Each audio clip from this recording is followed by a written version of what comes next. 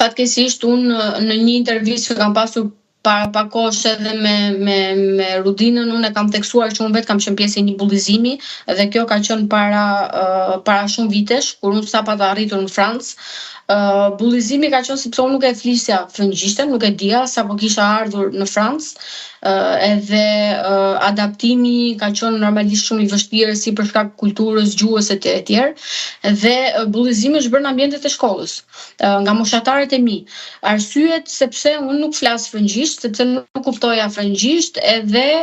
në orët e mësimit të anglishtes edhe të spanjishtes unë kuptoja dhe flisja rrjedhshëm, dhe si ka mundësi që një vajzë shtetase shqiptare të flasë dhe të kuptoj rrjedhshëm dy gjuhë dhe jeton në Francë, ka ardhur në Francë mos të flasë dhe mos të kuptoj frëngjishten. Kjo ka qenë një ndër arsyet që më duket realisht tepër banale, sepse nuk mund të krahasosh aq më tepër që çdo shtet, aq më tepër unë që kam bërë shkollën në Shqipëri, çdo shtet i mëson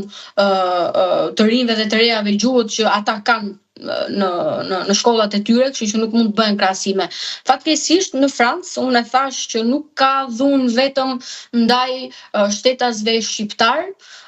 qoftë kjo midis njëri tjetrit, qoftë kjo midis racave të tjera, por kjo ndodh rëndomtazi dhe midis nacionaliteteve të tjera, qofshin këto nga vendet afrikane, arabe,